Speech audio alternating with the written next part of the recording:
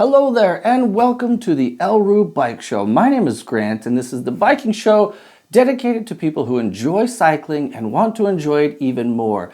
Especially my 40 plus riders out there, whether you're a gravel, mountain, road biker, e-biker, whatever it is. If it's biking related, we're talking about it here. And today we've got three good ones.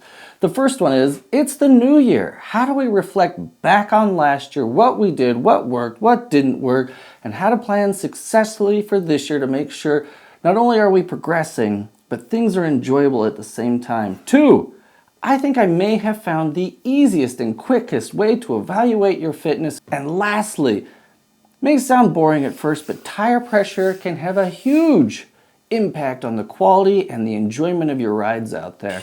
I got myself a set of new wheels recently, and boy, was I in for a surprise when I tried to apply the old way I found tire pressure onto my new wheel set. Today's episode is brought to you by Roo Bike, the makers of the truly awesome Super Bike Tee. It's got fantastic rear pockets, a comfortable t-shirt-like fit. It is great for absolutely every type of ride. Check it out, the link is below. Let's get into this. It's mid-January already, and like many of you, I set myself up a whole bunch of ambitious goals for the new year. Health stuff, fitness stuff, cycling stuff, whatever kind of stuff. And also, like many of you, I've already given up ghost on many of those things. And instead of continue on trying to beat myself up, making myself miserable, forcing myself to do a whole bunch of shoulds, I'm hitting pause. And I'm going to refocus myself instead of on what I should be doing, and instead refocus on what I want to be doing. Let me explain. But first, let me reflect back on what I did last year for a little bit.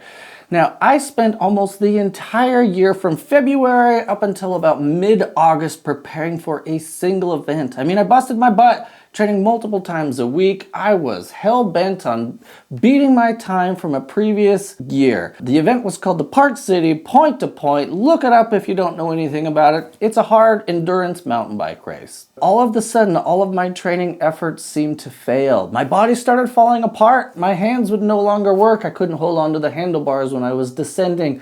Somehow, I had hurt my lower back. I couldn't even bend over to tie my shoes, sort of a thing. My energy, my motivation was completely in the tubes. I felt like garbage, both on the bike, off the bike. My performance was crap. I was miserable. I hurt.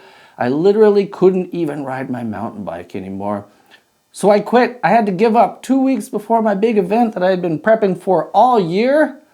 And I just had to resign. There was no way physically, mentally, spiritually, emotionally, whatever you want to call it, I couldn't do it. I couldn't do it. It wasn't in me. And so I took a couple weeks off, and for the rest of the year, from September, October, November, I just rode my bike for fun. And slowly, as I started to recover, I had some of the best rides I have ever had. All of that fitness I had worked so hard on creating and building throughout the year, it was there. I hadn't lost anything. Something had just happened. In reflecting back, this year, I'm not going to do that. I'm not going to kill myself and train all year for a singular event, missing out on fun rides, missing out on this, missing out on that. Don't get me wrong, I love training, but that really taught me something valuable. So this year, instead of prepping for a singular goal, like an event or like this and that sort of a thing, I'm changing things. I'm making my schedule flexible. Yes, I will continue to train every single week, multiple times a week. But instead of for an event, what I'm doing is I am trying to build my fitness, and I'm going to be using just a single metric. And that metric is my VO2 max cycling score. Now, previously last year, from about February up until the end of the year, I hovered somewhere in between the 49 and mid 50s, kind of that low 50s to mid 50s sort of a range. Now, the highest I ever saw was 54 last year. This year, I'm shooting for 60. Now, that's exciting for a couple of reasons, because in order to get there, I am going to have to do a few things. Get my, that base fitness in place. I'm also going to have to lose some weight. That's another key component of this. And lastly, and be able to do the work on a ramp test. In my case, I need to be able to successfully do the 350 section of my ramp test and a little bit into the 375. Now, currently, My VO2 score has dropped. I haven't been doing any sort of training until recently. Currently it's estimated at 45. That's fine. I can definitely get that up. My weight, that's definitely up as well. Recently on the scale, I was 180. I think today I'm about 175. And in order to hit my target VO2 score of 60, I need to lose about 15 more pounds and be about the 160 weight. 160 pounds. That's hard to even say, let alone get there. And that will allow me to keep training for a specific thing and at the same time fit in events, fit in fun rides, do whatever I want as long as I'm consistently putting in the work. So I'm really excited about that, and I would love to hear from you guys. What are you working towards this year? What does it look like? What are your cycling goals for this year? Leave them in the comments. I would love to know. Moving on, next, I think I may have found the quickest and easiest, well, let me rephrase, quickest and simplest way for you to test and evaluate your current strength and how ride ready you are. It's a very simple test. It doesn't require a bike, it doesn't require equipment, it doesn't really require anything. Well, a stopwatch, but what it is, some people call it the skier sit or the wall. It's basically a wall sit. It's simple, but it's not easy. Here's how you do it. Find yourself a wall and get comfortable. Grab a watch while you're at it. You're gonna need that part. And don't cheat. It's super important not to cheat here. Put yourself against the wall. You're shooting for a 90-degree angle at your knees, back and shoulders touching the wall. Keep your hands off your knees. I know it may feel comfortable and easy and natural to put your hands on your knees, but don't do it. Keep them up high. It makes it actually extra hard to do that. And basically, you're gonna start the timer and do this for as long as you can. It's interesting. At first it feels pretty easy. Then all of a sudden your body starts shaking. Your mind says, I want out of here.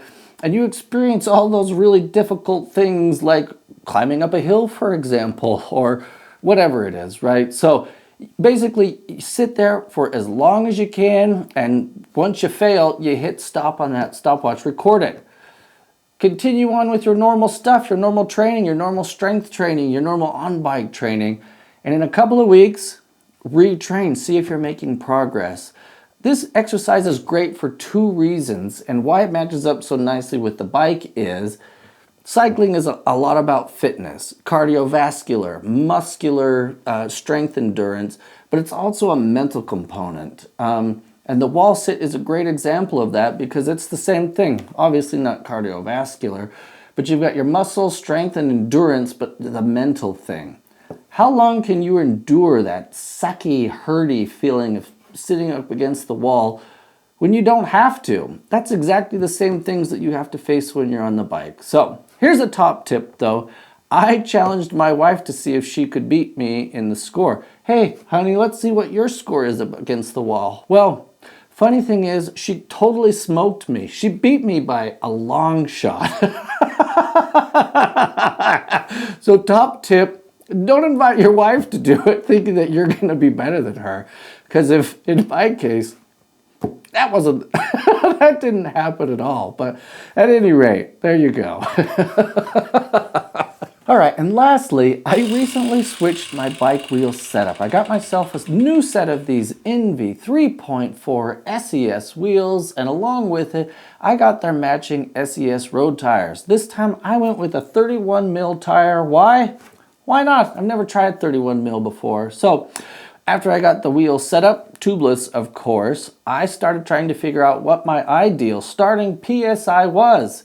Why does PSI matter? Well, PSI plus or minus 5 or 10 pounds can really impact the ride quality and how enjoyable it is to ride your bike. So it's super important to get that tire pressure dialed in right. So I went on over to one of those online tire pressure calculators. The one I normally use takes in your weight, what type of riding surface you're going to be doing, and most importantly, the measured width of your tire. And I went and grabbed myself a set of calipers, measured my 31 mil tire, and what do you know? It didn't measure 31 mils, it measured 34 mils.